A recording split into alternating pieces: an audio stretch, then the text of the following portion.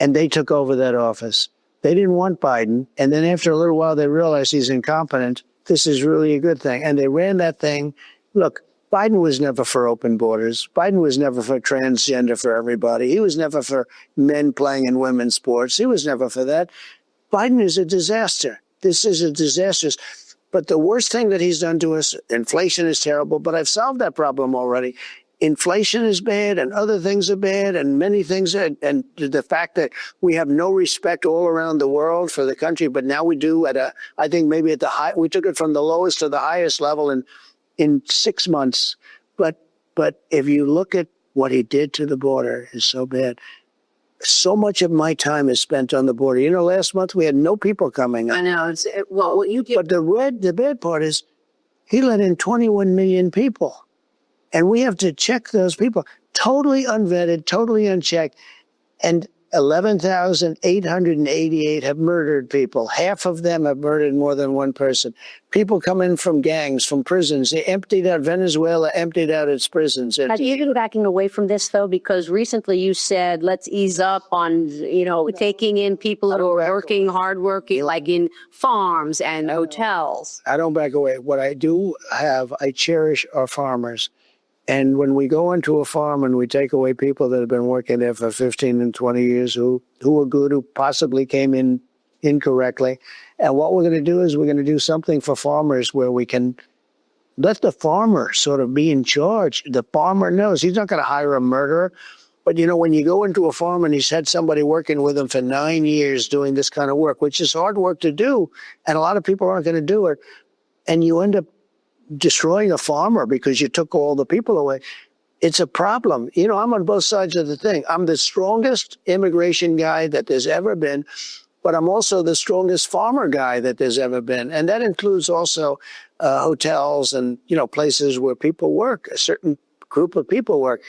So we're working on it right now. We're going to work it so that some kind of a temporary pass where people pay taxes, where the farmer can have a little control as opposed to you walk in and take everybody away.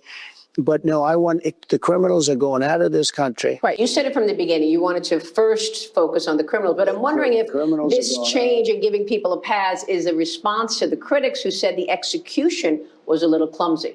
People were afraid to go to work. They were afraid to run into ICE. They said, look, if you give a quota to somebody and say, go get me 600 people who are here in the country illegally, they'll come back with 600 people, even if it's not the right 600. So the execution was unbelievable because you have no people coming through our border anymore. Right. That's part of the execution. So it wasn't clumsy. What was clumsy is the fact that they allowed millions and millions of people to pour into our country. Take a look at some of the scenes. It's on your show all the time, where thousands of people are trying to bust through a wall. They literally break down walls. There's so many people. And they're thousands of people, and they have no idea who those people are. This, to me, is the worst part of Biden. The worst thing he did was the whole thing on immigration. Now, with that being said, we know who they are, a lot of them. It's hard when they come in. They have no papers. They have no nothing. Just go ahead in. Everybody can come in. They were emptied. I'm telling you, a lot of the Congo, we just made a deal with the Congo to stop the war. They would empty their prisons into the United States. Many other countries, not just South America, Africa, Asia, Europe, parts of Europe, rough parts of Europe, their prisons were emptied into the United States, and the people, you saw the people, they run into the country. To me, that's a sin that we can never forget. We can never forget what Biden and that group of lunatics that work for him have done to our country. I believe that half of the world's cobalt is in the Congo. Yeah. Are you going to be able to help develop that? Will the U.S. participate in developing that cobalt? Yeah, they want me to. They actually want me to. The head, who is a very respected guy, look, I just stopped the war. This war was going on for 30 years. 6 million people were killed between Congo and Rwanda. And my people came to me, they say, they want you. They don't want China. They don't want Russia. All right, so July 9th is coming up. What are you going to do about the end of the pause in the tariffs? It's so simple. We're sending letters out. I'd rather do it now. My guys, I have great guys, Scott, Howard, other people, Jameson. They're talking to all these countries. We made a deal pretty much with India. We made a deal with China. We made a deal with UK, great people. We made deals. But I'd rather just send them a letter, a very fair letter, saying, congratulations, we're going to allow you to trade in the United States of America. You're going to pay a 25% tariff or 20% or 40 or 50%. I would rather do that. So when I get We're not trying to extend the pause. I don't think I'll need to because I could. There's no big deal.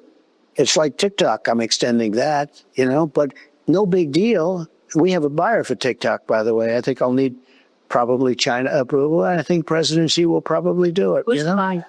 I'll tell you in about 2 weeks. A big technology company there. Very, very wealthy people. It's a group of very wealthy people. But what I want to do is, and what I will do just sometime prior to the 9th is we'll send a letter to all these countries. There's 200 countries. You can't talk to all of them, no matter how many people you have. You can't talk to all of them. We'll send a letter and we'll say we would consider it a great honor, and this is what you'll have to do to shop in the United States. We're like a department store to shop in the United States, and you'll pay a 25% tariff. And we wish you a lot of luck, and that's the end of the trade deal, because we have something that nobody has. But if I didn't get elected, I'm telling you, we wouldn't have had a country left. You know that better than anybody. Nobody covers it better than you. If I didn't turn this thing around, this big ship around, we turned it around just like those ships coming out of China. They were coming and loaded, and in the middle of the ocean, they were forced to go back because at 145% tariff, Walmart, nobody wanted their product. And that caused a big problem for China. And then I helped China. So by reducing it. We still don't know. We don't have the clarity on what you're going to do with these expiration of these pauses. July 9th? No, I thought I just said 12th it. with China. I thought I just said it. You ready? You're going to send the letters. I'm going to send letters. That's the end of the trade deal. I could send one to Japan. Dear Mr. Japan, here's the story. You're going to pay a 25% tariff on your cars. So we give Japan no cars. They won't take our cars, right? And yet we take millions and millions of their cars into the United States. It's not fair. And I explained that to Japan, and they understand it. And we have a big deficit with Japan, and they understand that too. Now, we have oil. They could take a lot of oil. They could take a lot of other things. But basically, and I'm for doing it right now, we send letters out to all of the countries explaining to them, we'll look at the deficit we have or whatever it is with the country. We'll look at how a country treats us. Are they good? Are they not so good? Some countries, we don't care. We'll just send a high number out. But we're going to be sending letters out starting pretty soon. No, we don't have to meet. We understand. We have all the numbers. Listen, what we're going to do is we're going to send, and we're going to say, congratulations, we're allowing you to shop in the United States of America. You're going to pay a 25% tariff or a 35% or a 50% or 10%. I'll tell you what the U.S. automakers are worried about. They don't want Japan and Korea to have a lower tariff if you do a deal with them than the U.S. automakers are paying. Well, the U.S. automakers are going to be so busy selling cars in the U.S., they're not going to even have to worry about it. But that won't happen because I set a tariff. Let's say I take a certain country and I set a tariff at 25 and they're charging 35 or 40. I'll raise the tariff to 35 or 40.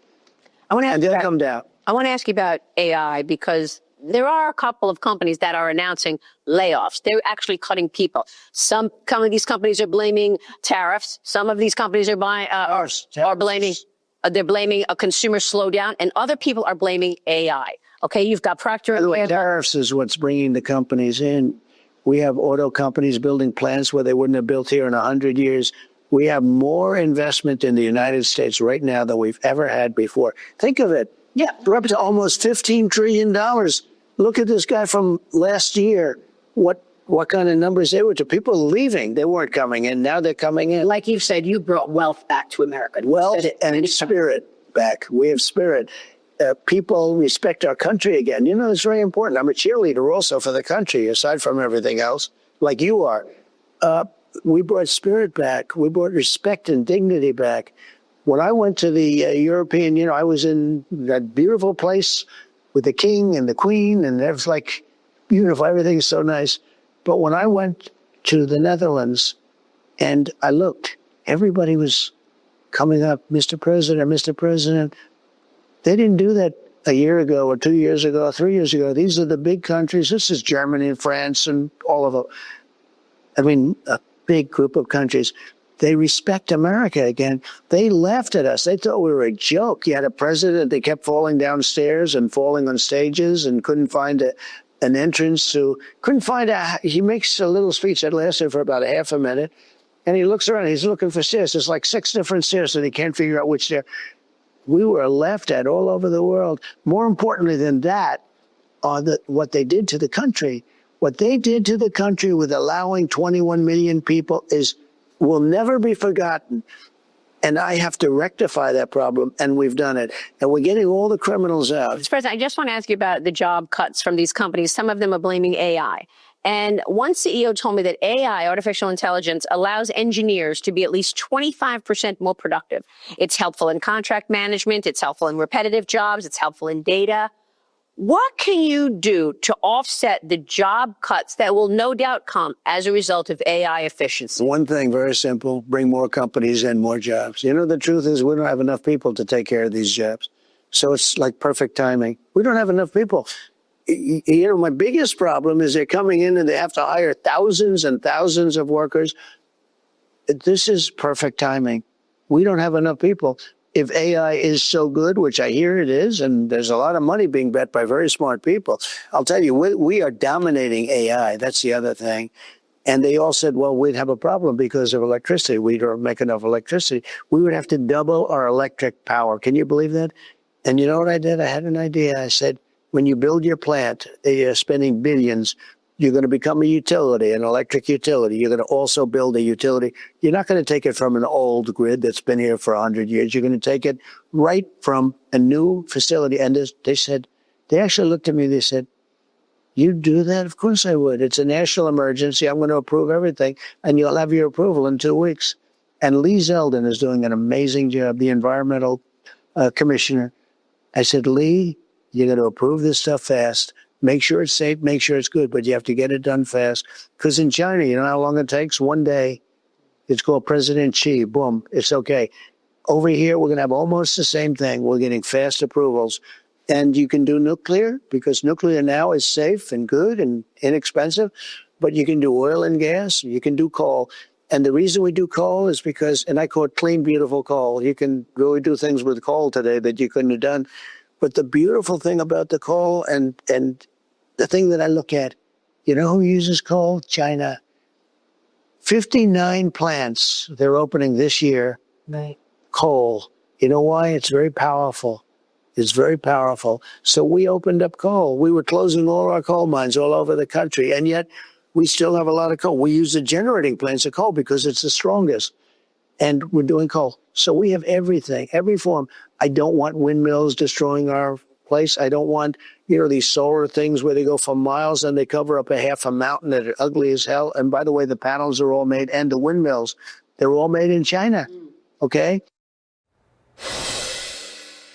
What did you make of the New York Democrat primary? Mamdani. He's a communist. I think it's very bad for New York. I don't know that he's going to get in. It's inconceivable that but he's a communist, and he's a pure communist. I think he admits it, but I can't imagine it. But let's say this. If he does get in, I'm going to be president, and he's going to have to do the right thing, or they're not getting any money. He's got to do the right thing.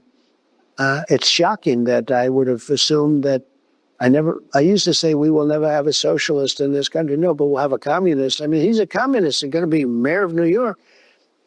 So I was very surprised when I said, I never heard of him. I don't know who he is. Well, he said he's going to fight ICE. He's not going to allow ICE to... He'll be very unsuccessful. And he said if Benjamin Netanyahu comes to New York, he's going to have him arrested. Oh, he's a radical left lunatic.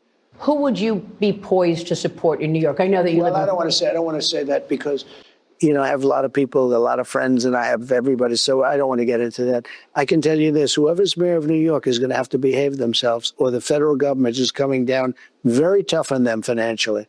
You said you're stopping all trade discussions with Canada? Until such time as they drop certain taxes, yeah. The digital people don't realize Canada is very nasty to deal with. They've charged our farmers up to 400%, almost 400% on certain products and certain, you know, things while farmers want to send it. They have to pay 200, 300, 400%. People don't know that. Canada is a very tough country to deal with. I will say that. But you and I love Canada. You have USMCA in place. I know, but You'll have to do it. But USMCA is no good if they cheat. What does that mean? Well, there's been things going on that we don't like, and things going on where they took advantage. And hopefully we'll be fine with Canada. I love Canada. Frankly, Canada should be the 51st state. Okay, it really should, because Canada relies entirely on the United States. We don't rely on Canada. Mr. President, tell me about the significance of the Supreme Court ruling on the nationwide injunctions. Will that help you? It took the court system out of the presidency to a large extent. The courts were almost like being the president, and you can't have it. It was such a big decision. This is one of the biggest decisions where you would have a local federal judge who was radical left determining the policy for the whole nation, and now they can't do that anymore. They can go locally, but they can't go all over. A judge from Massachusetts can't make the policy for Oklahoma and other places throughout the nation. So this was a massive decision. Mr. President, have you spoken to Elon Musk? What happened there? I think he's a wonderful guy. I haven't spoken to him much, but I think Elon is a wonderful guy, and I know he's going to do well always. He's a smart guy, and he actually went and campaigned with me, and this and that. But he got a little bit upset, and that wasn't appropriate. Why did he get upset? He just wasn't getting what he wanted? Look, the electric vehicle mandate, the EV mandate is a tough thing for him, I would think. I don't want everybody to have an electric car. I campaigned on, you have choice. If you want a gasoline powered, if you want a hybrid, I love the electric. I love his cars. I think he's fantastic. But not everybody should have that, and not everybody wants that. And Biden, who's so stupid, he said everybody has to have an electric car by 2030. Okay? I think he said by 2030, which is in 5 years, people don't want that.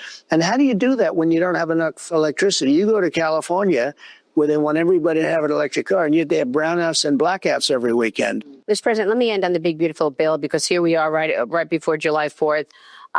Can you identify anything that you think are big numbers that you could actually cut out so that you could placate or, have Ron Johnson and the other senators who are upset about the price feel better about it? We're cutting 1.7, we're cutting, 1.7 trillion. Think of it. I think I just saw the number a little while ago, $1.7 trillion. But we can grow our country so much more than that. And we're not going to have to do. You also have to get elected. When you do cutting, you have to be a little bit careful, because people don't like necessarily cutting if they get used to something. And what I want to do is do it through growth. We're going to have growth like we've never seen before. Mr. President, thank you. And I appreciate you sitting down with us like this. Thank you very much. Yeah, I ran the scans. I know every scheme, man. And every meme, man. I cracked their code like nobody can. I've seen everything in this goddamn land. Pearl Harbor chemtrails. FDA with poison sales. Crossfire coup Seth Rich 2. Iran deals with pallets blue. Epstein flight moonlight fake. Patriot Act was a deep state take. Join the movement. Feel the vibe. TrumpRap.com, where truth and rhythm collide.